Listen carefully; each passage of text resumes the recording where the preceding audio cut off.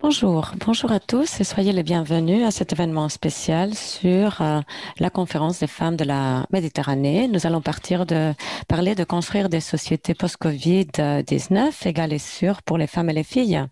Je suis Maria Stratigari et je m'occupe de l'égalité, de la solidarité sociale dans la ville d'Athènes depuis 5 ans. Je suis également fondatrice du premier think tank féministe qui a publié un rapport récemment appelé La récupération de genre dans l'Union européenne. Et c'est très lié au thème de notre conférence. Avant de passer la parole aux intervenants, voici l'information sur les réseaux sociaux pour la conférence. Soyez actifs, je vous invite à participer et il est important de garder le contact justement dans des temps de confinement et là où la communication digitale devient tellement importante. Passons à notre table ronde, à notre discussion et nous avons parmi nous quelques invités distingués de l'Italie, Barcelone, Maroc, Catalogne. Et la question justement, c'est de savoir quel est l'impact de la pandémie pour les femmes et les filles. Quelles sont les politiques que les régions et les villes peuvent aborder afin d'avoir une meilleure récupération après la pandémie pour les femmes et pour les filles. Car il a été prouvé que les femmes politiques ont eu de meilleurs résultats dans leur façon de gérer la pandémie. Si les femmes étaient représentées de façon égalitaire dans la politique, eh bien, les réponses auraient été plus inclusives et plus efficaces. Nous allons écouter l'expérience de nos invités qui développent des politiques pour les femmes. La première intervenante, c'est Giovanna Borghese de l'Italie. C'est notre conseillère des opportunités égales et du tourisme dans la région de Lazio, à Rome. Giovanna Pugliese a étudié de la littérature dans l'Université de la Sapienza à Rome et elle s'occupe des projets sociaux pour l'administration de Rome. Elle a également créé de nombreux projets sur la culture dans la région de Lazio. Elle est directrice du projet appelé Latica Incantata. Si on a bien compris, nous sommes désolés. Et elle est également en charge des projets dévoués à la région de Lazio. Nous passerons la parole alors à Giovanna tout de suite et elle va nous raconter quels sont les projets de sa région pour la récupération de la pandémie. Giovanna, vous avez la parole.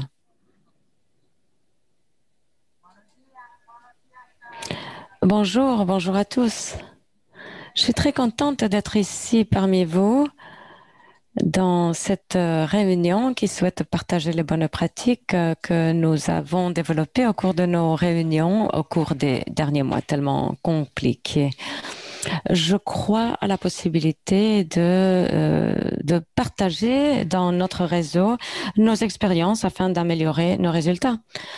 Mais c'est vrai que la Méditerranée a été notre berceau culturel. C'est un système collectif de pensée, philosophie, d'us et coutumes. Et il ne faut jamais s'arrêter afin d'arriver à des habitudes et traditions communes. Dans le monde entier, l'Italie a été l'un des premiers pays qui a reçu de plein fouet la pandémie de Covid-19. C'était l'un des premiers pays, en fait, à avoir des cas positifs. Et nous avons réagi de façon exemplaire, aussi bien pour ce qui est de la réponse législative que de la réponse civique et populaire. Je ne vais pas parler des interventions du gouvernement ici, mais il s'est agi de mesures importantes et extraordinaires.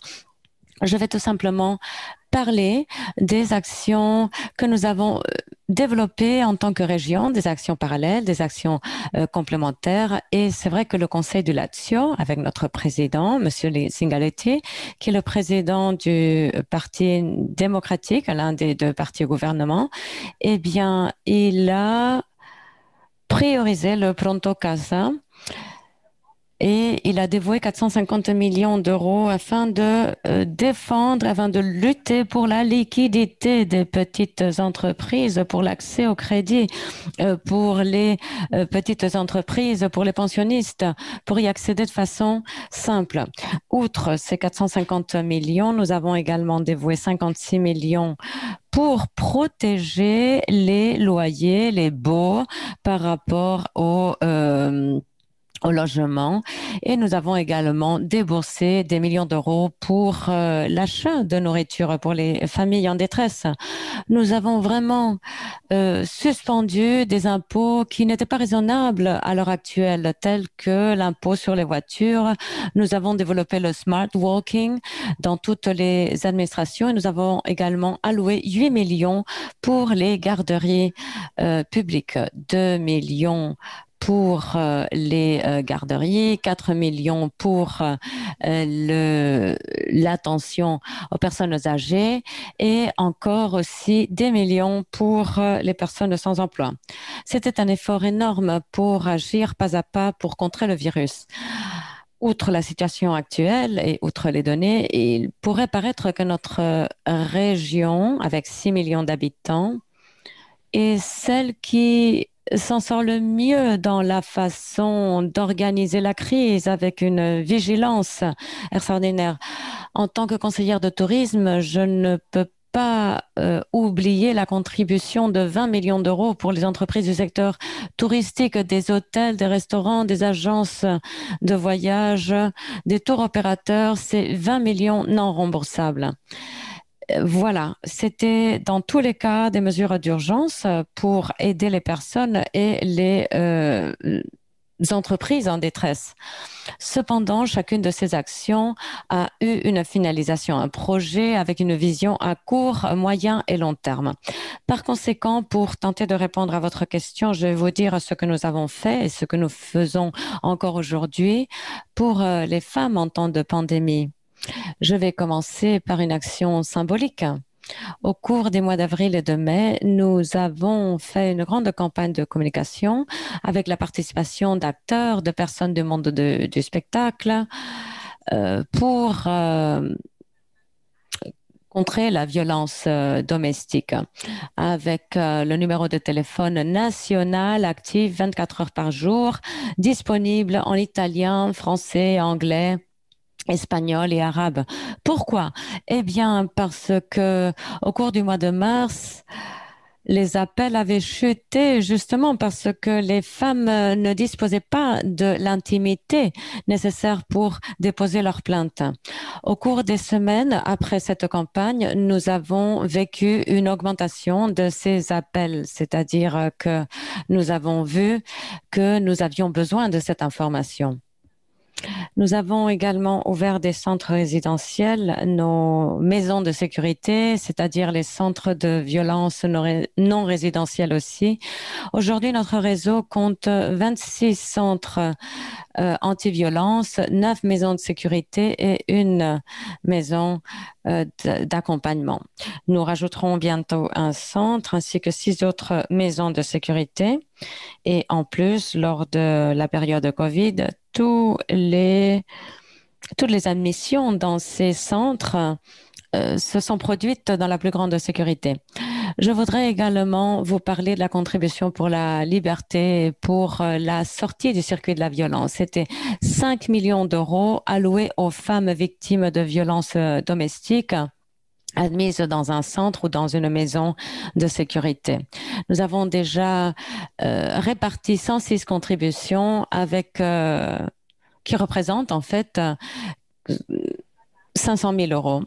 Et avec cela, chaque femme peut non seulement aller faire ses courses, mais aussi assumer un loyer, une location et s'occuper des enfants qui puissent aller à l'école ou ou aborder des dépenses sanitaires.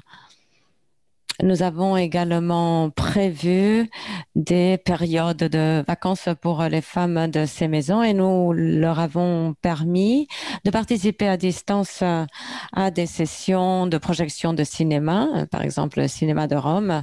Et nous avons également été la première région qui a mis en place un système pour les personnes orphelines en assignant une contribution de 5 000 euros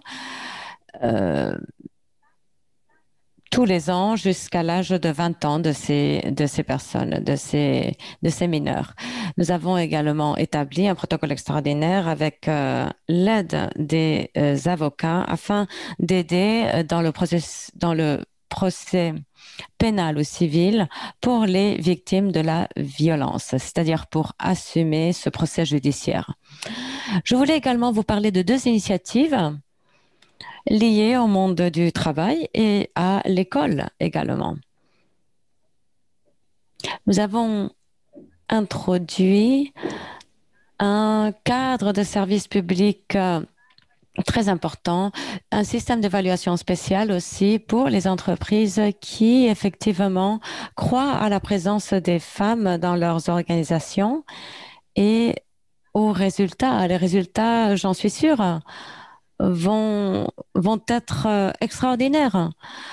Pour ce qui est des écoles, même si nous en sommes à la phase de scolarisation à distance, eh bien, nous avons lancé une campagne, un projet de prévention, de sensibilisation pour les étudiants par rapport à la violence domestique, à la violence de genre, au racisme, pour la promotion de l'égalité, de la culture du respect. Ces deux dernières mesures, ainsi que toutes les autres, sont des projets pour une nouvelle société.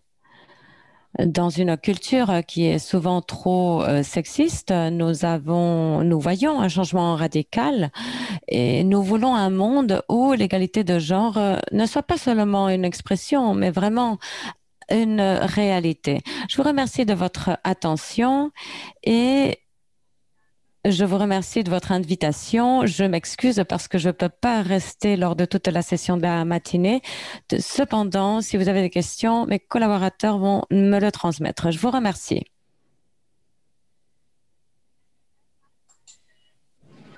Merci, Giovanna Pugliese. C'était vraiment impressionnant ce que vous avez de dire sur comment aborder la violence de genre, qui est l'un des éléments les plus importants l'égalité de genre ou l'équilibre de genre et l'impact négatif de pandémie. cette C'est très pandémie. important de voir ce que vous avez vu et ce que vous avez fait et de partager votre expérience. Je donne la Je vais maintenant passer la parole à Nouria Ramon, qui est le directeur l'intervenante suivante, Nouria Ramon, de l'Institut Women Adlan, une institution du gouvernement de la Catalogne.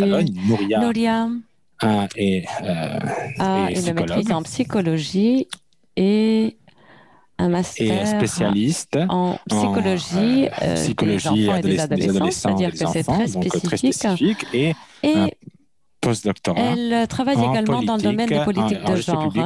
C'est-à-dire que je pense qu'elle combine parfaitement la psychologie et l'égalité de genre.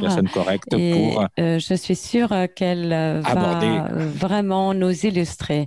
Elle est également présidente de l'Institut catalan des femmes depuis 2017. Nouria, je vous donne la parole. Allez-y, Nouria, vous avez la parole. Bonjour à tous. Bonjour à tous et à toutes. Avant tout, je souhaite vous remercier de m'avoir donné l'opportunité de participer à cet espace tellement enrichissant, tellement magnifique. Mettre en valeur, je suis sûre que cela va mettre en valeur notre travail et nos alliances. Entamer de nouvelles alliances. Avant tout, j'aimerais expliquer brièvement vous expliquer très brièvement la tâche de l'Institut catalan des femmes que j'ai le plaisir de diriger depuis 3 ans environ. C'est l'Institut de la Généralitat chargé de la conception, de la mise en œuvre, de la coordination, de l'évaluation des politiques d'égalité de genre et de lutte contre les violences faites contre les femmes développées par le gouvernement de la Généralitat de Catalogne. Pour commencer, j'aimerais partager avec vous quelques données afin d'illustrer brièvement l'impact de la COVID-19 sur les femmes dans le cas concret de la Catalogne. Concernant le domaine de la portée du travail, nous savons que les femmes représentent la majorité des personnes dans les professions de première ligne qui sont plus exposées à la COVID-19 et tout particulièrement en relation avec le personnel sanitaire 70%, personnel des résidences 84%, le personnel des services sociaux 80%, et le personnel de ménage à 86%. Donc tout cela vient démontrer que sur la première ligne de la lutte contre la COVID-19, nous avons une majorité de femmes, des collectifs qui sont très féminins et, pourquoi pas le dire, précarisés. De plus, les données du département de santé indiquent que près du 62% des cas positifs et suspects sont des femmes et un 51,5% des décès aussi. En ce qui concerne le télétravail et la conciliation, une interview du CEO indique que les femmes ont fait du télétravail en modalité unique, c'est-à-dire sans alterner avec présentiel, dans un 14% des cas que les hommes. Cela veut dire que cette crise a eu un effet sur la distribution du temps. Parce que l'inégalité déjà existante dans la distribution de la charge des tâches ménagères est venue s'aggraver après cette crise. D'ailleurs, les femmes affirment avoir augmenté le nombre d'heures consacrées aux soins des mineurs à hauteur de 31,5% des cas. En ce qui concerne les situations de précarisation et de pauvreté, selon l'Observatoire de l'égalité de genre, un organisme qui travaille sous le chapeau de l'Institut des femmes catalans, dit que pendant la pandémie, un grand pourcentage des femmes de Catalogne ont eu des problèmes pour joindre les deux bouts en fin de mois. Le CEO dit aussi que le 42% des femmes ont vu une réduction de ses revenus pendant l'état d'alarme. Et en ce qui concerne la violence sexuelle, qui est l'un des points fondamentaux de l'intervention précédente, le confinement a impliqué que beaucoup de femmes qui étaient dans une situation de violence aient dû cohabiter de façon forcée avec l'agresseur. De cette façon, il y a une augmentation à hauteur de 98% des appels faits au téléphone 920 pour accueillir des femmes en situation de violence conjugale. On a passé d'une moyenne de 25 appels dans la période pré-confinement à 50 appels avec des pics de 60 à 70 appels. Au contraire, pendant le confinement, il y a eu un 31% moins de plaintes faites auprès de la police autonomique. Après ce chiffre, après le confinement, cette valeur a repris ses valeurs normales. En ce qui concerne les féminicides en Catalogne, nous avons assisté à une augmentation par rapport à la même période de l'année dernière, avec 3 féminicides suivis, surtout dans la période où il y a eu une détente des restrictions de mobilité et d'interaction sociale qui a impliqué le fait que les agresseurs sentaient comme quoi ils perdaient le contrôle sur leurs victimes. C'est précisément en temps d'insécurité et de crise que la discrimination s'intensifie. C'est la raison pour laquelle les violences contre les femmes peut augmenter. Je vais expliquer brièvement quelques-unes des interventions qui ont été réalisées sous l'égide de l'Institut catalan des femmes pour faire face aux premières et graves conséquences. Quoique les interventions ont été nombreuses par tous les départements et unités du gouvernement sous la coordination de l'Institut catalan des femmes. L'une des mesures pour faciliter l'attention était de renforcer l'équipe de professionnels qui gère justement ce téléphone d'assistance et pour avoir en complémentarité au service, un service de WhatsApp qui puisse permettre de mettre en contact les femmes avec les professionnels du service. De la même façon, on a renforcé la diffusion du service avec la complicité de la Corporation catalane des médias qui gère les médias publics de la Catalogne. De la même façon, il y a un renfort des services de soutien juridique et psychologique. Il y a eu une introduction de nouvelles sections sur le site web de l'Institut dans lequel on pouvait voir toutes les données mises à jour des services disponibles pour les femmes en situation de violence pendant le confinement, qui était offert non seulement par les départements, mais aussi par les autorités locales et par les entités d'experts. De la même façon, il y a une augmentation du budget disponible pour les services d'information et d'attention aux femmes, qui constitue plus de 100 services de titularité municipale sur tout le territoire catalan. De la même façon, nous savions qu'il y avait une difficulté existante de la part des victimes pour accéder au réseau de soutien de familles, d'amis et surtout de professionnels en vue de la situation de confinement et de restriction.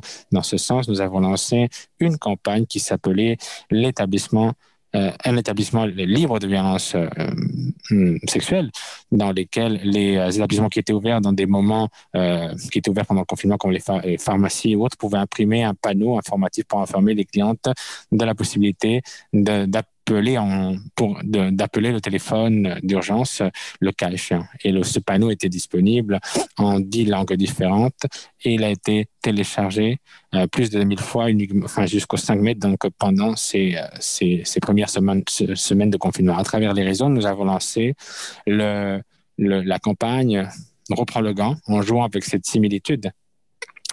Cette image du matériel sanitaire qui était présent pendant ces jours pour améliorer la situation de jeunes et de femmes qui seraient en situation de violence sexuelle ou de genre.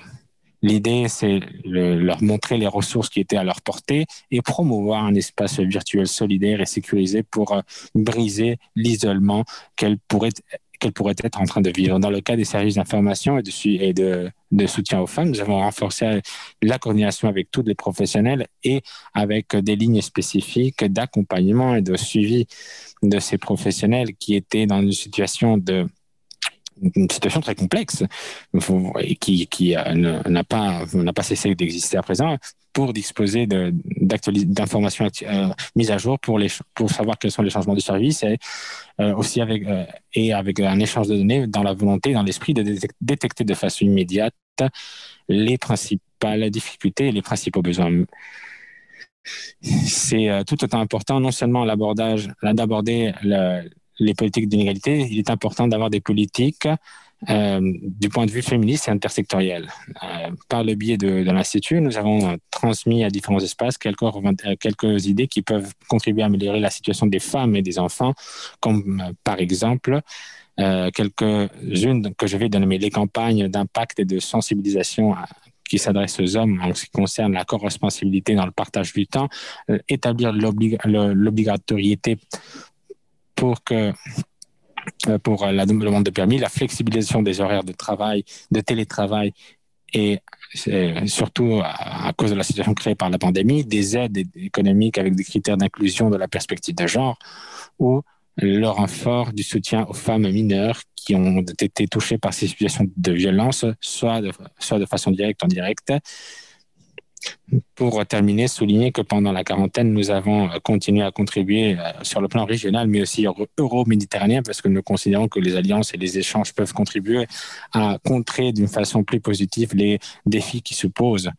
Dans ce sens, souligner 2 initiatives concrètes très brièvement. La Catalogne a assumé le dernier mois de septembre la présidence des 4 moteurs d'Europe et de l'Institut catalan des femmes dans le but de renforcer les alliances dans la lutte pour l'égalité de genre. On a invité les différentes régions des 4 moteurs d'Europe au 2e congrès international pour l'éradication des violences machistes qui a eu lieu au mois d'octobre avec plus de 1500 participants en format en ligne et ciblé sur les premiers impacts de la COVID-19. Sur ce forum, nous avons pu mettre en commun les bonnes pratiques, les défis des 4 régions dans une rencontre très enrichissante et que nous espérons puisse avoir une continuité. D'autre part, par le biais de l'Institut, on participe à une task force de la conférence de régions périphériques maritimes dont l'objectif est d'assurer la transversalité de genre dans toutes les politiques par le biais du travail conjoint de différents groupes de régions, de l'échange de bonnes pratiques en incluant celles qui ont déjà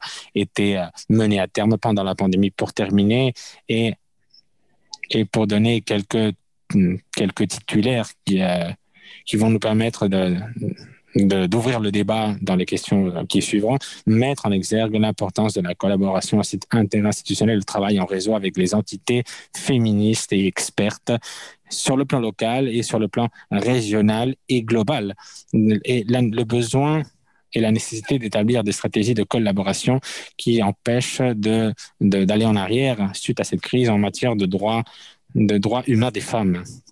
L'importance aussi d'être conscient du fait que les inégalités de genre sont communes dans tous les pays du monde, malgré les spécificités que présentent certaines régions ou certaines villes, et que cela doit être une raison pour travailler en réseau. L'importance, comme l'a déjà dit, d'incorporer l'approche genre et l'approche intersectorielle dans toutes les politiques publiques, aussi celles qui sont spécifiques pour la récupération économique et sociale, le besoin de tenir compte des différentes formes de violence de genre, parce qu'on a parlé de la sphère du couple à cause du confinement et à cause de cette cohabitation qu'il y a eu, mais il y a bien d'autres réalités, certaines qui ont lieu un peu partout dans le monde et qui traversent les frontières, comme les cyberviolences ou le trafic de femmes et de filles, les mariages forcés ou la mutilation féminine, qui ne sont pas exemptés de cette crise Covid, et renforcer notre volonté d'établir des synergies et des collaborations dans le cadre euro-méditerranéen qui nous semble un espace, et c'est la raison pour laquelle cet espace est un espace stratégique pour continuer à travailler. Merci beaucoup.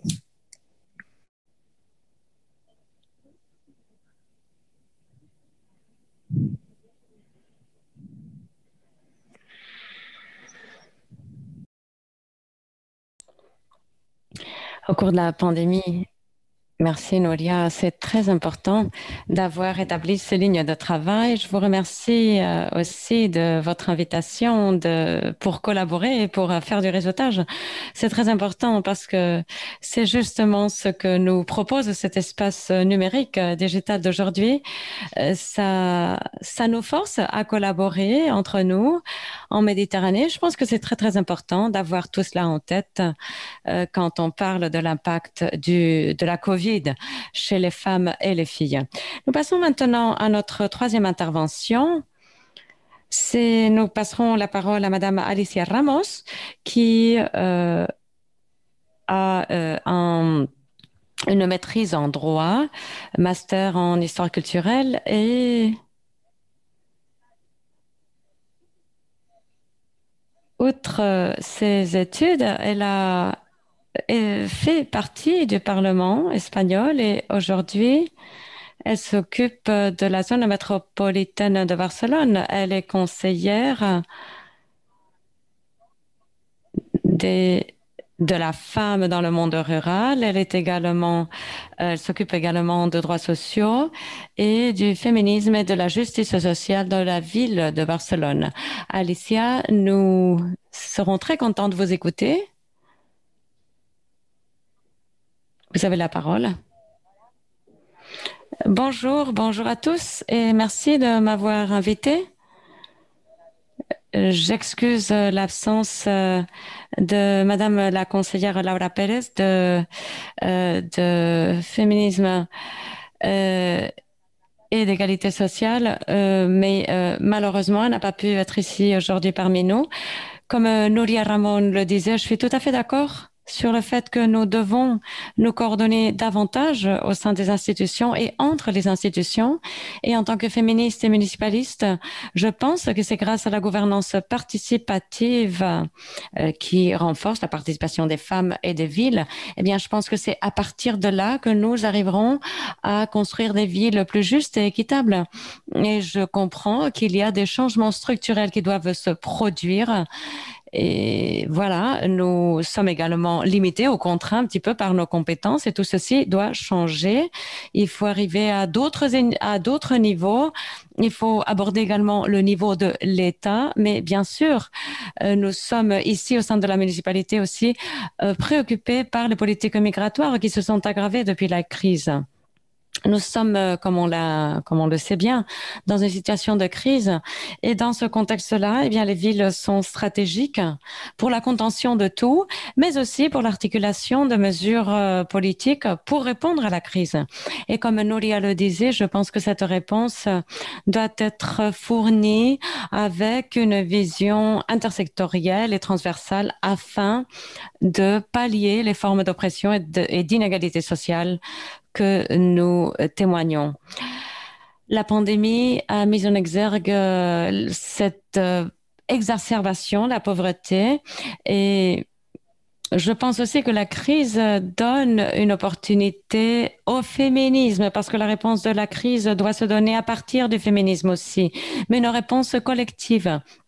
C'est pourquoi toute action que l'on puisse considérer doit aborder cette perspective féministe et ces valeurs-là. Et je pense aussi que l'expérience nous a montré le besoin de nous accepter en tant que personnes vulnérables, indépendantes et codépendantes de toute solution. La solution ne doit pas passer par mettre à l'écart justement ce qui se passe. Il faut, au contraire, mettre la vie et l'attention au centre. Je pense que de nombreuses tâches essentielles au cours du confinement ont été minimisées, telles que l'attention, le nettoyage, les achats hebdomadaires. Tout ceci, en fait, a supposé un énorme impact, un surménage, une fatigue, un épuisement et aussi une angoisse chez les femmes. Il y a beaucoup de femmes aussi qui se trouvent dans une situation de vulnérabilité, par exemple les femmes immigrées ou les femmes irrégulières également ou en situation irrégulière, les femmes avec des travaux ou des emplois précaires, les travailleurs domestiques, les travailleuses virtuelles, parmi d'autres communautés.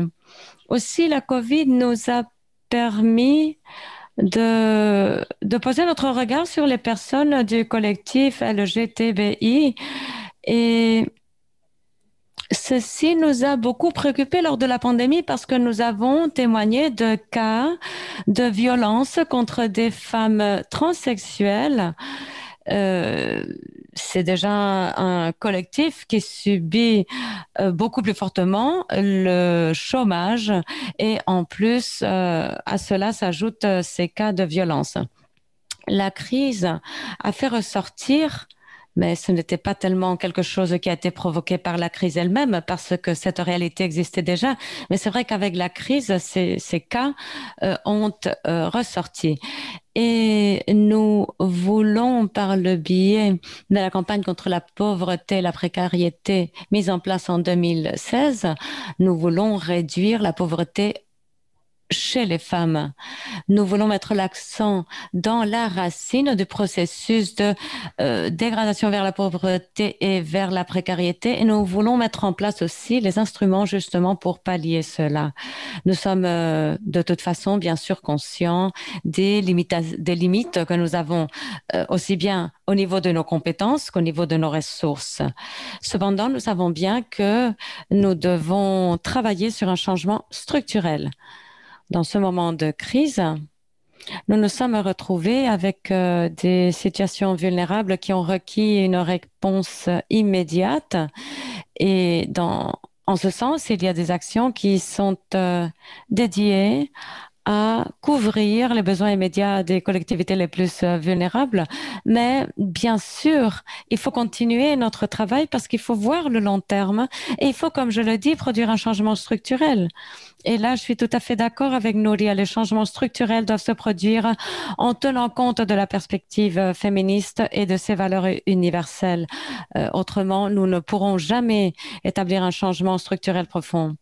Je voulais également vous parler de ce que la mairie a fait, de ce que la ville de Barcelone a fait par rapport à cette situation, comment nous avons élargi nos services, comment nous avons mis en place d'autres services avec toujours cette perspective féministe afin de mitiger cette crise.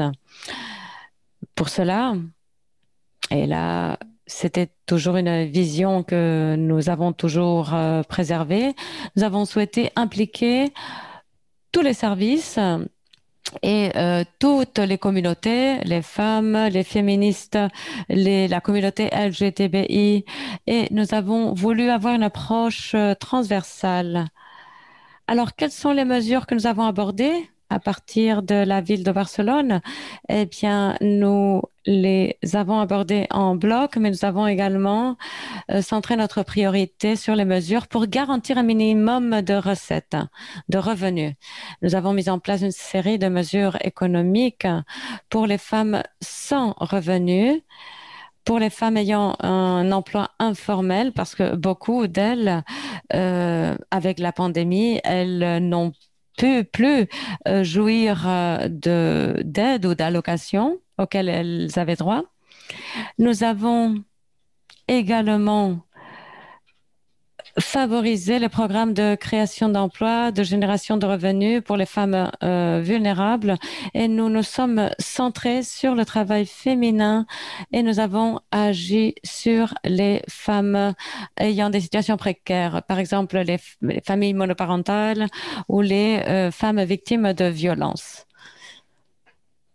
C'est-à-dire que si l'on aide un groupe de femmes, une communauté de femmes, eh bien, c'est par le biais d'une autonomisation, mais aussi d'une aide pour retrouver un emploi. Aussi, la mairie a beaucoup renforcé les programmes d'autonomisation économique. Nous avons également établi des ateliers pour aider les femmes à s'intégrer dans le marché du travail. Et surtout, nous avons également établi des programmes pour toutes les tâches liées à l'attention, aux soins portés à d'autres. Nous avons établi un programme pour l'aide psychologique aux femmes soignantes. Nous avons créé un guide de ressources et de matériel de COVID pour diffuser auprès des femmes de ménage et auprès des femmes qui portent des soins à d'autres personnes ou qui ont d'autres personnes à leur charge. C'était vraiment des actions formatives et c'était aussi une façon de mettre en valeur ce travail fait par les femmes, ce travail de prendre soin d'autres personnes. Nous avons également mis en place des mesures d'accompagnement auprès de ces femmes. Et nous avons également organisé des campagnes pour l'emploi et la formation. Aussi pour l'incorporation immédiate de ces femmes au revenu minimum d'insertion. Et nous avons également établi des mesures pour les femmes qui font des tâches ménagères. Nous continuons à renforcer les services publics pour porter soin des personnes âgées, des enfants, garçons, filles, des personnes ayant des discapacités, surtout quand les personnes qui prennent soin de ces communautés-là sont des femmes et qu'elles sont toutes seules. Nous travaillons pour mettre en place des mesures de soutien pour les professionnels libéraux et nous avons mis en place des mesures pour faciliter l'accès au crédit et pour compatibiliser le travail avec d'autres tâches. Nous avons incorporé la perspective de genre dans nos politiques aussi pour le changement de modèle dans le secteur des soins. Nous voulons également améliorer les conditions de travail, les conditions de salaire. Nous voulons visibiliser et reconnaître la valeur sociale de toutes ces tâches, spécialement quand il s'agit de porter des soins. Nous sommes en train d'accélérer en fait la mise en place ou la mise à disposition de logements sociaux pour ces collectivités et justement pour les femmes qui subissent des situations de violence. Et nous travaillons aussi à l'attention sur la violence sexiste, sur la violence domestique. Je crois que Nouria l'a expliqué très bien. Et voilà, je voulais vous dire qu'avec nos ressources et nos compétences, nous faisons tout ce qui est possible pour nous pour résoudre les problèmes immédiats des femmes et des secteurs les plus vulnérables. Mais bien sûr, on met l'accent sur ce besoin de changement structurel qui demande bien sûr beaucoup d'investissement et une reconsidération des priorités et que voilà, il s'agit de quelque chose d'économique justement pour placer la vie de ces femmes au centre. Je vous remercie. Merci beaucoup, Alicia, de nous donner toutes ces informations sur la ville de Barcelone, qui était très utile et très inspiratrice, des activités que vous êtes en train de faire. J'aimerais souligner que depuis 2015, lorsque Ada Colau, le maire, a pris ses fonctions, a marqué un vrai jalon, une nouvelle dimension. Ils ont pu aborder de façon mieux et la situation de la pandémie, et il faut le savoir. Et ça sera très intéressant d'avoir pu travailler avec Ada Colau et avec les autorités municipales du consistoire. Vous avez, pourquoi pas le dire, un travail très intéressant. À présent, nous avons la région, l'Institut des femmes, la ville, et maintenant, le moment est venu pour donner la parole à la société civile, et je donne la parole à quelqu'un qui représente les femmes, une association féministe, l'Union de l'action féministe, qui s'appelle Nadia Nahir du Maroc. Nadia Nahir a étudié une licence en économie en France et elle a étudié un master en Espagne. Maintenant, elle est professeure d'expression et de communication, de techniques d'expression et de communication à l'école de Tétouan au Maroc, l'école des sciences appliquées. Je crois qu'il est très important de voir comment les choses se passent du point de vue de la société civile, et c'est la raison pour laquelle c'est bien d'avoir Nadia Nahir avec nous pour participer avec nous à ce panel. Je crois que c'est vraiment très important. Nadia, vous avez la parole.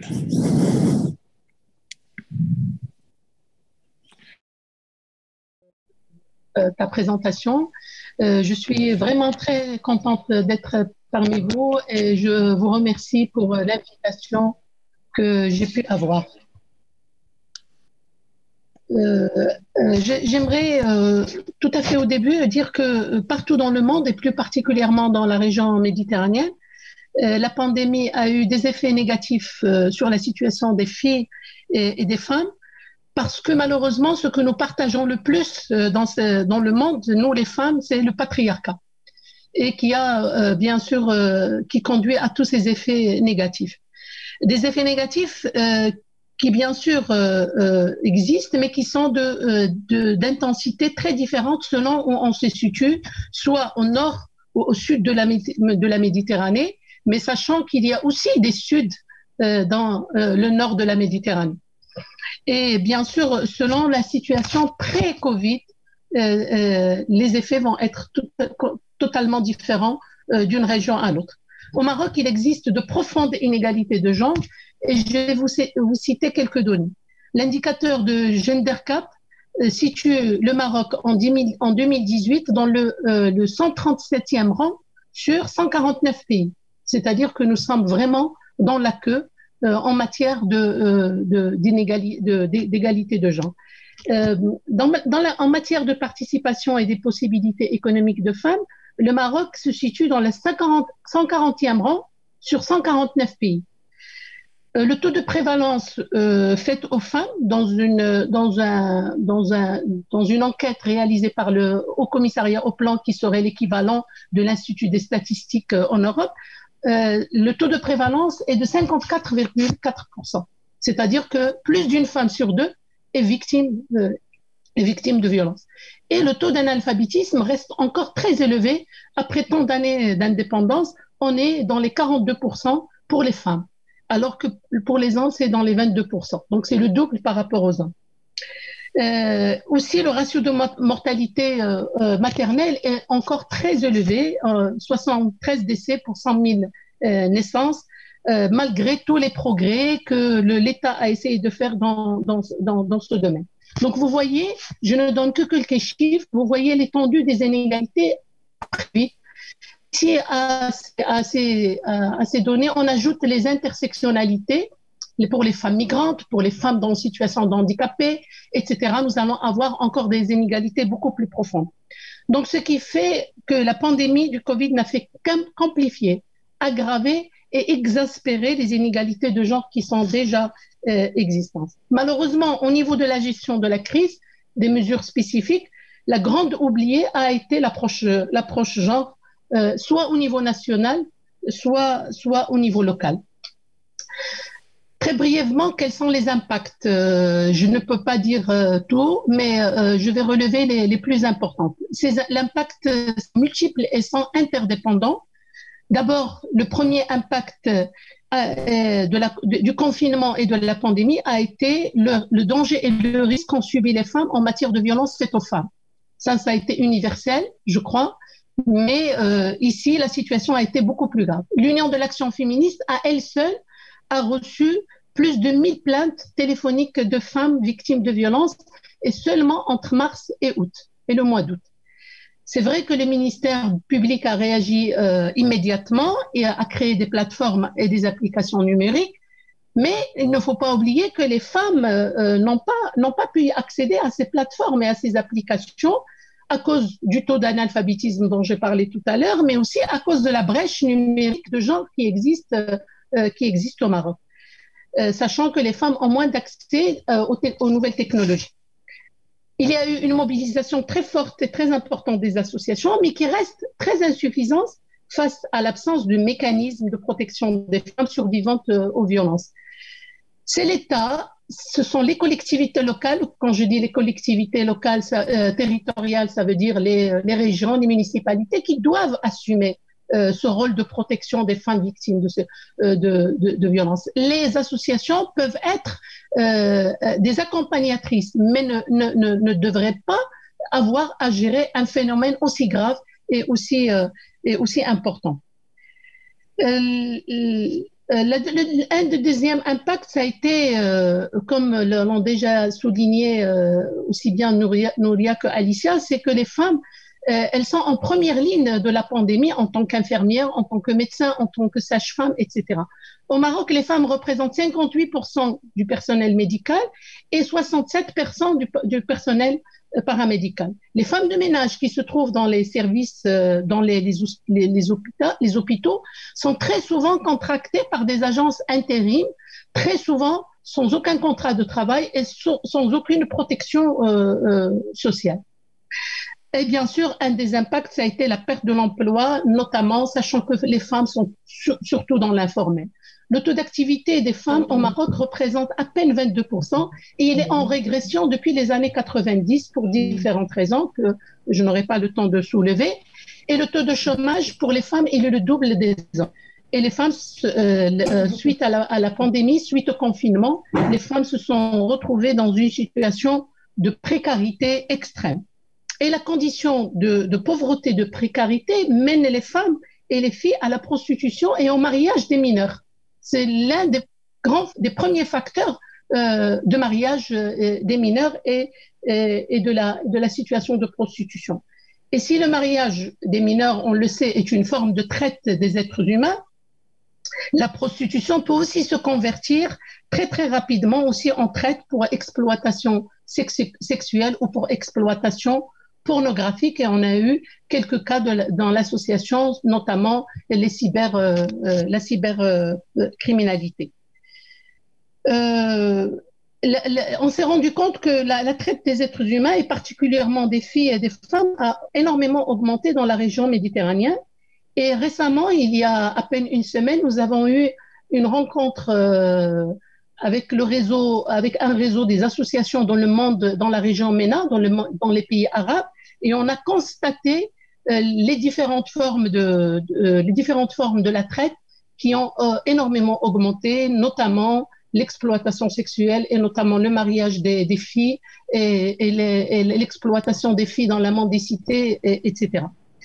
Et bien sûr, un des effets aussi, ça a été l'augmentation de la charge du travail domestique. Nouria, tout à l'heure, l'a bien soulevé, aussi bien que Alicia. Et les femmes ont consacré 6 fois plus de temps que les hommes aux travaux ménagers et 2 fois plus pour les soins aux enfants. Et les filles, même les filles de 7 à 14 ans, ont consacré 3,5 fois plus de temps que les garçons aux tâches domestiques. Côté santé aussi, la difficulté d'accéder des femmes aux soins. Et le Maroc souffre déjà d'une pénurie assez aiguë en personnel et infrastructures de santé. Donc, il y a déjà un déficit qui était difficile à combler. On a à peu près 7,3 médecins pour 10 000 habitants, alors que le standard de l'OMS est de 1 médecin pour 650 habitants. Donc, nous sommes vraiment très, très, très loin du standard de l'OMS. D'un autre côté, la surreprésentation des femmes dans les emplois, comme je l'ai dit tout à l'heure, qui sont liés à la santé, les femmes ont été plus surexposées au virus et cela a augmenté le risque de contamination chez elles. À mon avis, la pandémie est aussi une occasion pour l'humanité si nous voulons la saisir. Je crois que c'est l'occasion de renforcer la représentativité politique des femmes dans toutes les instances de décision, partant du gouvernement central aux gouvernements locaux ou les régions selon les pays et pour les pouvoirs locaux. Et on voit que c'est la présence des femmes qui change la donne et qui a des conséquences sur la situation des femmes. Mais aussi la représentativité politique des femmes dans différentes instances créées pour faire face à la pandémie. Au Maroc, il y a eu un fonds de soutien, mais il n'y a pratiquement aucune femme qui a été représentée dans cette instance-là. Et il est temps maintenant de dépasser cette notion de quota. Maintenant, il faut parler de la parité. La parité, elle est nécessaire et elle est actuellement urgente. Et bien sûr, je parle de représentativité de femmes et je parle de femmes qui sont convaincues de l'égalité femmes-hommes. Parce que des fois, nous pouvons avoir des femmes qui sont contre cette égalité et donc cela peut avoir des conséquences très graves sur leur situation. Des femmes convaincues de l'égalité en femmes, des femmes qui reconnaissent les droits humains tels qu'ils sont reconnus universellement. Il est aussi important, c'est ce que nous faisons aujourd'hui, c'est de partager les bonnes pratiques qui ont été réalisées dans le pourtour méditerranéen. Bien sûr, il ne s'agit pas d'importer un modèle, mais il s'agit de s'en inspirer, de l'adapter au contexte et aux nécessités les populations locales. Il est urgent d'adopter des politiques générales équitables en matière de sécurité et de souveraineté alimentaire et sanitaire, aussi bien au niveau national qu'au niveau local. Il faut absolument valoriser, visibiliser l'économie des soins, œuvrer pour l'autonomisation des femmes économiques, mais pas seulement, et repenser le modèle de développement, en finir avec le diktat de la croissance économique.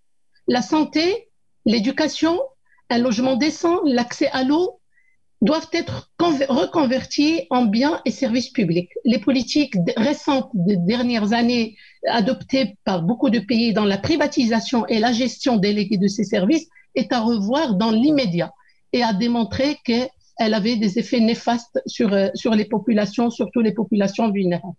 Nous pouvons puiser dans l'économie féministe une vision qui considère que l'argent mis pour renforcer la santé, l'éducation, la lutte contre les violences et les discriminations envers les femmes, cet argent-là n'est pas une dépense. C'est un investissement pour maintenant et pour les générations futures.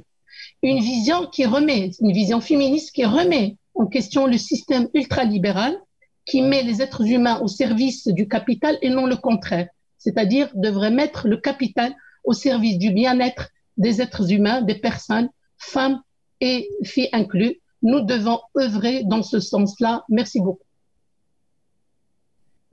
Merci bien.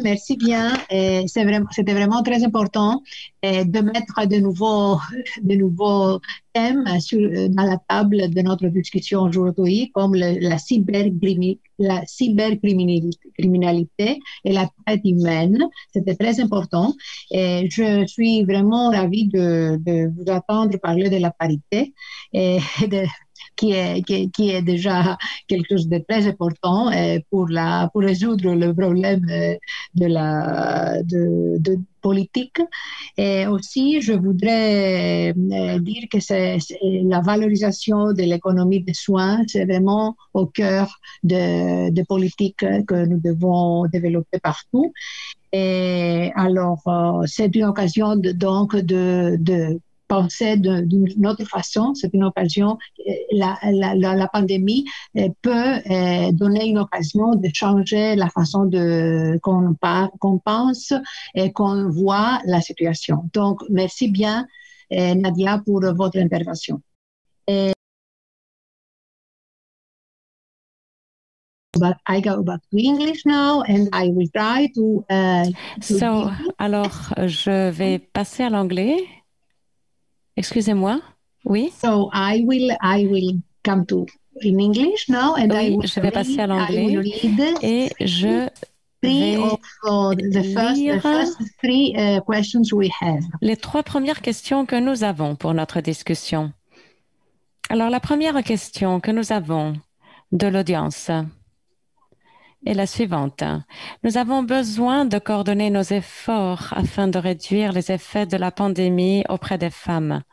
Comment définir et faire que les réseaux différents de femmes en Méditerranée collaborent mieux après la crise? Je pense que voilà, c'est une question vraiment d'ordre politique. Et je pense que tout le monde a une réponse pour cela. Il y a une deuxième question. Est-ce que la réponse de récupération à la pandémie peut être une opportunité justement d'améliorer, d'arriver à cette égalité de genre et comment faire cela au niveau de la ville, au niveau des villes, pas au niveau national. Et la troisième question que nous avons au sein de l'audience, comment est-ce que les initiatives locales pour fournir des réponses basées sur le genre peuvent-elles influencer sur des processus nationaux et régionaux, c'est-à-dire comment passer du local au régional et au national? Voilà, les intervenantes peuvent prendre la parole pour répondre à n'importe laquelle de ces questions. Je vais commencer peut-être avec la première intervenante, avec Giovanna Pugliese. Est-ce que vous avez une réplique à ces questions? Je pense que ça doit être assez proche de votre expérience. Giovanna, êtes-vous là?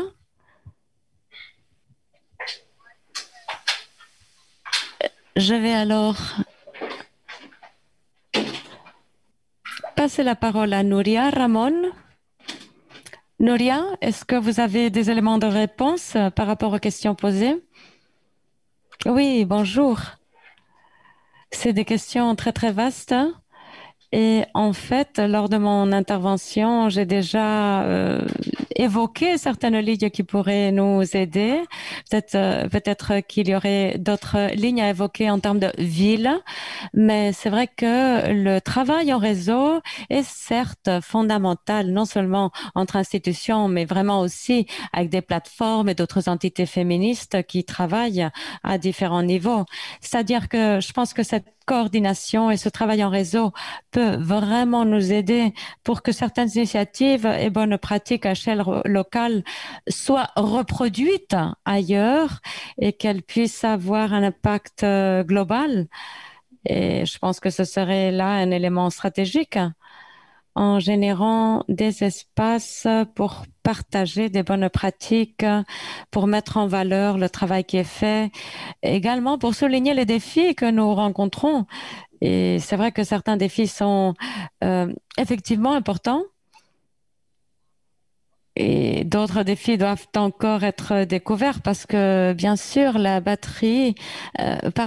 pandémie, elle s'est produite à un moment très inattendu.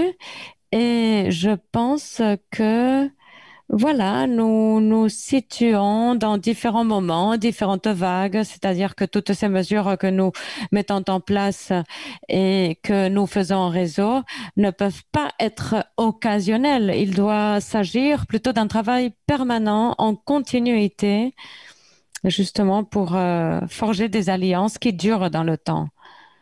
Et ces alliances, c'est vrai, elles sont là parce que nous avons des objectifs et des problématiques communes, mais c'est vrai aussi que nous nous trouvons tous à des moments différents, dans des situations ou des vagues différentes, et c'est vrai que, suivant tout cela, on a pu miser sur des stratégies différentes, justement pour s'adapter. Mais c'est bien de partager tout cela. Et aussi, je pense que certains de ces agendas globaux, comme l'agenda 2030, qui tente d'être appliqué par de nombreux gouvernements, eh bien, c'est bien d'inclure ces éléments-là dans l'agenda 2030. Il y a par exemple au sein de cet agenda un objectif d'égalité de genre ou de perspective de genre.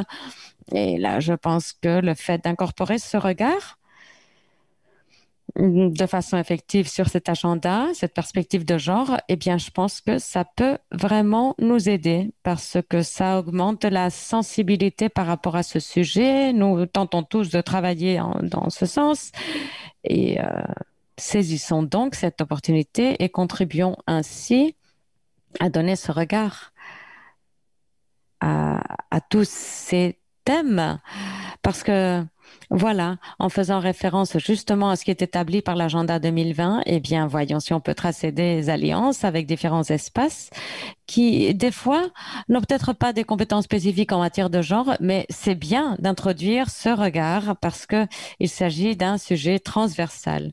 Voilà, je pense que c'était les éléments de réponse. Il faut profiter d'autres agendas, d'agendas globaux qui puissent se servir. Je pense aussi, voilà, qu'il faut générer des espaces de partage de bonnes pratiques pour générer ces réseaux, ces tendances, ces alliances, pour nous connaître un petit peu mieux et voilà, tisser des alliances afin de faire face à des problématiques communes. Voilà, voici mes éléments de réponse à toutes ces questions et à ce que j'ai entendu jusque-là. Peut-être que nos collègues auront d'autres idées. Et là, Nouria, je merci. Et je passerai maintenant la parole à Alicia, qui a sans doute des éléments de réponse, ce réseautage, cette approche aussi depuis le niveau local vers le haut, en amont. Allez-y.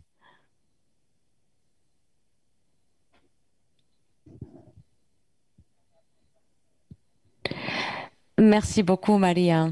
Alors, par rapport à notre façon de nous coordonner au niveau méditerranéen et au niveau de collaboration de villes, eh bien, ce que Nadia nous a dit me paraît très important parce que ce qu'ils ont retrouvé au Maroc, justement, eh bien, ça coïncide avec des études que nous avons réalisées sur l'impact de la crise. Par exemple, lorsqu'elle nous parlait de la traite d'êtres humains, eh bien, cela correspond avec un rapport établi par la mairie de Barcelone. Et en fait, nous avons vu que voilà, nous avons vécu une augmentation de la mendicité, de la précarité au travail. Et voilà, il s'agit de la construction d'espaces économiques, mais surtout d'espaces pour les personnes. Encore une fois, je vais mettre l'accent sur le fait de prioriser les personnes. Et c'est les problèmes que retrouve le Maroc, mais Barcelone aussi, et beaucoup de villes qui sont représentées. C'est-à-dire, comme disait Maria, eh bien, c'est quelque chose qui doit se faire depuis le bas, depuis la base et vers le haut.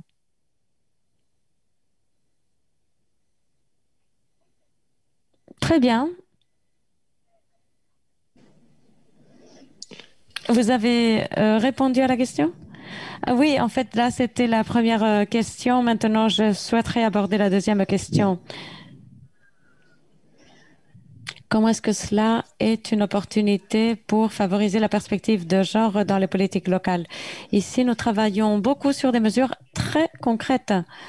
Nous savons que il y a des programmes pilotes qui commencent et il y a des espaces pour que les femmes portent les enfants, par exemple, pendant qu'elles sont au travail, ou pour que les femmes, voilà, si elles ont besoin d'une pause, eh bien, qu'elles puissent laisser les enfants. C'est peut-être pas une solution pour toute la ville, mais c'est quand même des projets pilotes que nous pouvons reproduire et élargir. Nous travaillons sur des mesures très concrètes de dignification des soins, dignification des tâches ménagères et aussi en pensant à ces femmes qui n'ont pas de protection sociale et au fait de donner de la priorité à ces solutions. Depuis la mairie, nous n'avons pas toutes les compétences ni toutes les ressources, mais nous pouvons tout de même générer des programmes pilotes qui seraient reproduisibles ailleurs. Aussi, nous avons des mesures pour transmettre des connaissances technologiques aux femmes. C'est-à-dire qu'il ne s'agit pas vraiment d'emboîter les femmes quelque part, mais plutôt le contraire, d'élargir. Mais c'est des mesures très, très concrètes, très spécifiques qui aident certaines personnes à sortir d'une situation vulnérable et de voir ce dont elles ont besoin pour croître. Aussi, par rapport à comment influencer sur la politique nationale, eh bien, comme Maria le disait, eh bien, la politique, ça doit partir de la base et aller vers le haut. C'est très important de suivre les mouvements sociaux. C'est très important de suivre de près les entités féministes, les entités sociales qui des fois n'ont aucune association avec des idéologies politiques ou le monde politique, mais elles sont très importantes, ces entités-là, justement, pour nous donner une vision de ce qui se passe. Nous avons une communication maintenant avec les ministères pour transmettre quels sont les besoins en fait à chaque moment. Et nous avons besoin d'une coordination de beaucoup de villes au niveau municipal, mais avec une voix sur l'État. Mais il ne faut pas oublier la partie concernant les mouvements sociaux, les entités féministes qui n'ont rien à voir avec les institutions, mais qui peuvent travailler ensemble avec nous justement pour faire pression auprès du gouvernement central et pour faire valoir notre voix et aussi pour établir des politiques au niveau européen et mondial.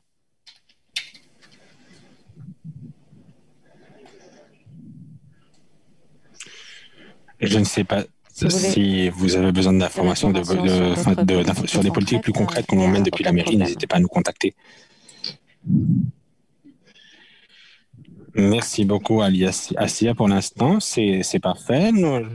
Nous allons procéder avec la table ronde et nous allons peut-être revenir à la réalité de Barcelone, qui est un très bon exemple, d'ailleurs.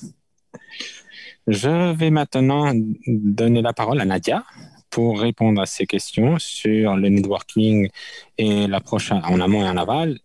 Et après, nous allons demander à Giovanna, qui est de retour, si elle veut répondre plus tard. Mais avant tout, Nadia, après ça, vous avez une question pour vous, une question merci beaucoup.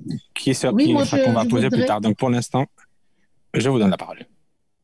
D'accord, merci beaucoup. Moi, je voudrais rebondir sur la question de la personne qui a soulevé, est-ce que c'est une opportunité? Moi, je considère que vraiment, la pandémie est une opportunité, mais si, bien sûr, nous savons la saisir. Je l'ai dit tout à l'heure dans mon intervention, et je crois que c'est une occasion en or pour faire avancer les droits des femmes. Et nous devons quand même rester très vigilants parce qu'elle peut se convertir dans une régression, aussi bien au niveau des droits humains de manière générale et surtout au niveau de l'égalité entre les hommes et les femmes. Et nous savons très bien que quand il y a des crises, quelles qu'elles soient, sanitaires ou des conflits armés ou autre chose, ce sont les femmes qui payent le prix le plus cher. C'est prouvé dans l'histoire. Donc, il va falloir absolument que nous saisissions de cette occasion et que nous améliorons nos politiques dans le sens de l'égalité. Au niveau du réseautage, je crois que le réseautage des femmes, notamment en Méditerranée, est quelque chose d'essentiel et de très important, notamment que cela va nous permettre d'échanger nos expériences, d'échanger nos bonnes pratiques. Je l'ai dit tout à l'heure, il ne s'agit pas d'importer des modèles, il s'agit de s'en inspirer de les adapter en fonction des contextes culturels dans lesquels nous sommes. Et à mon avis, la coopération Sud-Nord devrait aller aussi dans ce sens-là, favoriser ces réseautages, favoriser toutes les stratégies et les programmes d'égalité entre les hommes et les femmes. Et j'ai dit tout à l'heure, le réseautage permettrait l'échange de bonnes pratiques et nous avons vu ce qui a été fait au local, qui est très important, alors que par exemple au Maroc, au niveau local, les mesures ont été très timides. On s'est contenté de campagnes de sensibilisation auprès de la population, de désinfection des lieux publics, etc. Mais c'est l'État central qui a eu le monopole de la gestion de cette pandémie pour différentes raisons, vu que c'est quelque chose qui est nouveau et on était très surpris face à cette pandémie. Mais la gestion locale n'a eu aucun effet sur la population, malheureusement. Et ces bonnes pratiques nous permettraient de connaître, de nous inspirer de ce qui s'est fait, notamment à Barcelone. Et merci beaucoup. Merci bien, Nadia. Vous avez répondu à toutes les 3 questions, donc c'est bien. I would like to ask Giovanna Pugliese if je vais donner la parole à Giovanna Pugliese pour lui demander si elle peut répondre à ces 3 questions. Je vais résumer les questions, je répète.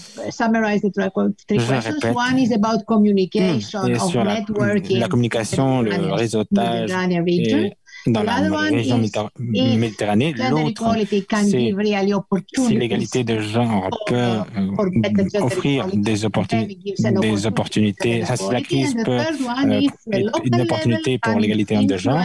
Et le troisième, c'est l'influence que peut avoir et la mise à jour les initiatives à l'échelle locale, régionale et nationale. Voici un peu le résumé des 3 questions.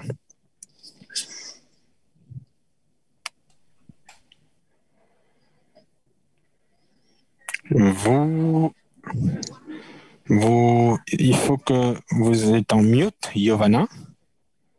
Je vous prie de vouloir ouvrir le micro. Oui.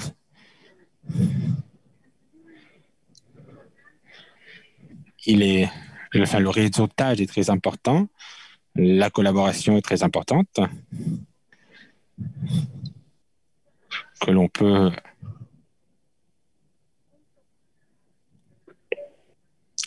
peut chercher auprès des associations de femmes.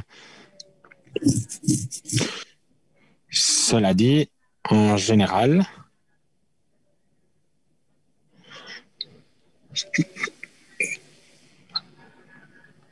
à tous les niveaux, municipal, les autorités sanitaires, il est très important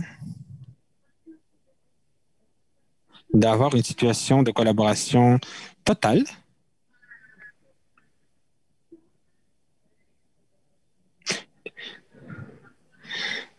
et ce dans le but d'une collaboration et de conjuguer la lutte des institutions et la lutte locale qui se fait pour aider les femmes.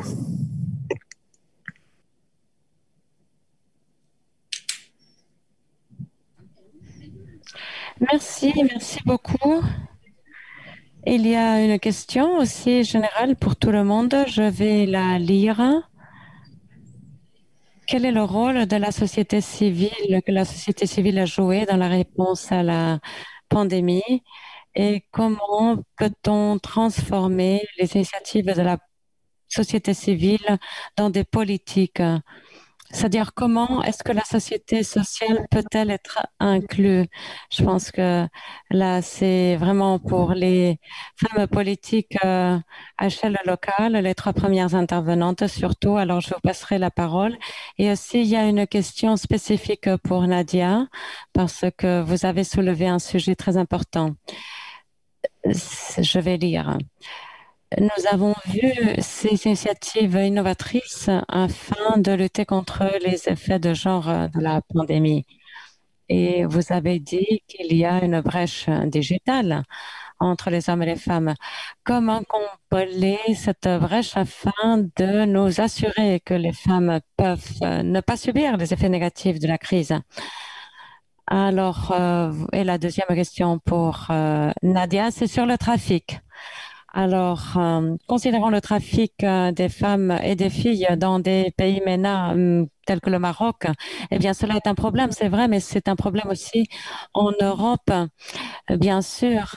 Quelles sont les mesures nécessaires au niveau Euromed afin de donner une réponse globale à ce trafic de filles et de femmes? Donc voilà, il y a deux questions pour Nadia. Il y a cette première question que j'avais posée pour les trois premières intervenantes qui représentent en fait les gouvernements aux différents niveaux, régional et local, c'est-à-dire comment plus impliquer la société civile dans vos politiques. Je commence par Nouria, qui appartient à l'Institut de la femme. Alors, comment impliquer donc les acteurs de la société civile dans votre travail? Et ensuite, nous passerons la parole à quelqu'un d'autre. Allez-y, Nouria, vous avez la parole. Oui, par rapport au rôle de la société civile, nous, au cours des premiers mois, nous avons travaillé avec le Conseil national des femmes de la Catalogne, qui est l'organisme de participation formé par 400 entités de la Catalogne qui travaillent dans l'égalité de genre. Et justement, en fait, beaucoup de ces entités fournissent le service à des femmes en situation de violence, c'est-à-dire que c'est cette première ligne de travail auquel nous avions fait référence. Nous accompagnons ces femmes et nous prêtons ces services d'attention directe. Nous avons établi des espaces de coordination, l'un plus spécifique pour justement être en communication avec les différents services de la Généralitat, d'autres espaces plutôt à échelle municipale et un troisième espace avec les représentantes du Conseil national des femmes de la Catalogne où nous avons établi des lignes de travail conjointes. Bien sûr, c'est un espace partagé. Nous avons pu établir ce diagnostic et les différents pas. Nous avons pu étudier les besoins de la part de l'administration. C'est un espace conjoint de collaboration pour identifier les besoins et les actions.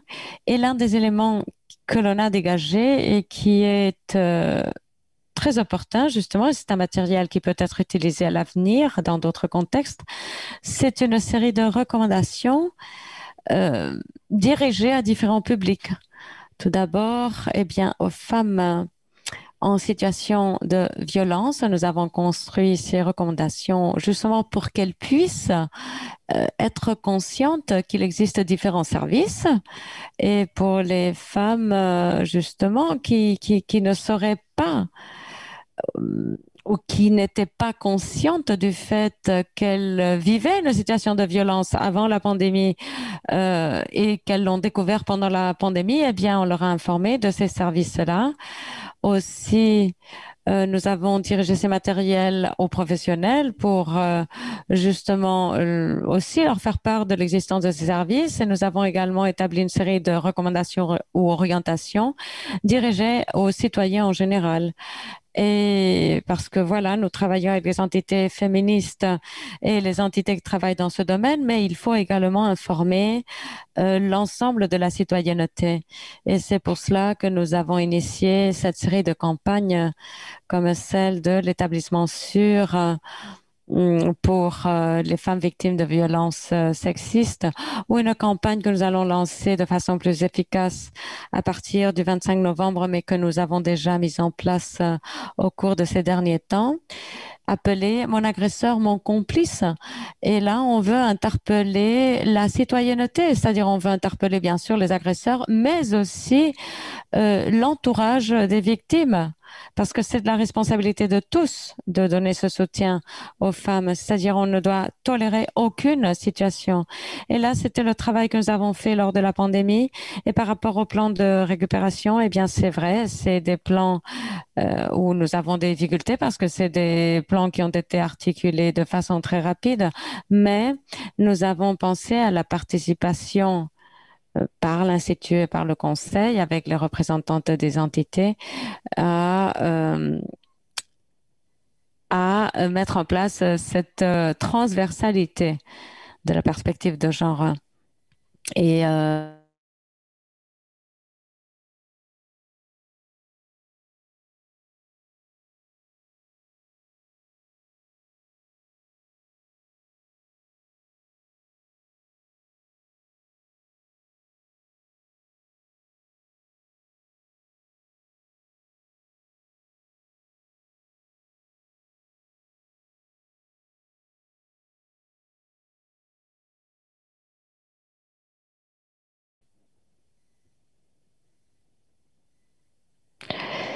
eh bien, oui. Comment est-ce que l'on peut faire que la société civile participe? Eh bien, c'est une opportunité, c'est vrai, mais c'est aussi un risque parce que il faut un certain contrôle et cela peut difficulter la participation de la société civile. Nous allons tenter de favoriser toutes les conventions, toutes les aides aux entités féministes, tout simplement pour la valeur sociale qu'elles ont. Elles méritent une reconnaissance sociale avec tout cela. Et nous allons aider donc à faire reconnaître la valeur sociale de ces entités. Ces entités, ces coopératives, ces entités tutélaires, elles s'occupent de femmes en situation de vulnérabilité, nous avons analysé avec ces entités organisé avec elles le congrès de l'état des femmes au foyer, c'est-à-dire nous avons agi au niveau local, au niveau du quartier, en faisant appel à toutes ces femmes, en les interpellant pour qu'elles puissent faire valoir leurs idées et toute initiative doit compter, bien sûr, avec la participation de la société civile. Autrement, ça ne peut pas être efficace. Aussi, avec la pandémie de la COVID, eh bien, tout le monde a été plus solidaire. Voilà, je m'arrête là.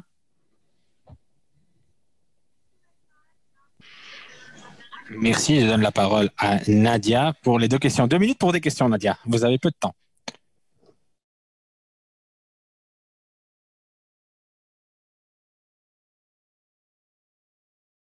Digitale des femmes, se centrer sur cette question-là et surtout avec les jeunes, ceci est possible. Donc, ils ont accès beaucoup plus facilement à la technologie, mais aller dans ce sens.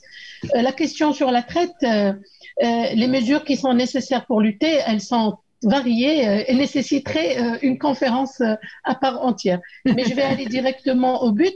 La plupart du pays dans la région méditerranéenne, dans la région, et je parle aussi des pays de la MENA, sont maintenant de lois contre la traite. Très peu de pays où il n'y a pas de loi. Et la plupart de ces lois sont inspirées de la Convention de Palermo. De la Convention de Palermo, et presque tous ces pays non seulement ont ratifié cette convention, mais aussi ont ratifié le protocole qui est lié à cette convention. Une partie très importante dans la convention et dans le protocole, il y a une partie qui se réfère au partenariat international, à la coopération transnationale, parce que nous savons très bien que très souvent, que dans la plupart des cas, la traite est un crime transnational. Et cette partie sur le partenariat parle de coopération internationale pour lutter contre la traite. Donc, il est essentiel de se référer à cette convention et au protocole pour pouvoir créer des mécanismes transnationaux, mais aussi des mécanismes nationaux pour lutter contre la traite. Aussi, une des mesures, c'est la sensibilisation de la population, c'est la sensibilisation des acteurs sociaux, de la société civile, parce que le crime de la traite, il n'est pas du tout connu, il est méconnu. Je vous donne un seul exemple. Par exemple, au Maroc, il y a le travail des filles mineures domestiques. Ce travail est déjà une forme de traite, mais on ne le considère pas en tant que tel. Aussi, une des principales mesures, à mon avis, est la formation des intervenants et intervenantes dans le domaine de la justice pour comprendre qu'est-ce que c'est que la traite et essayer de voir comment lutter. Voilà, merci. J'ai essayé d'être rapide. Merci bien, vraiment, c'était très bien. Merci. I think we have to. There are some more questions. There are some more questions. Il y a beaucoup de questions, malheureusement. Il faut clore la session. Je vous demande de vous assurer que toutes les vidéos que les résultats, que les recommandations seront disponibles et seront envoyées aux organisateurs. J'aimerais vous remercier de votre énergie et de votre dynamisme pour aborder les problèmes de genre en contexte de Covid, ce qui est bien plus compliqué. J'aimerais remercier tout le monde et vous dire que voilà, restez connectés parce que rester en contact nous fait être plus puissants.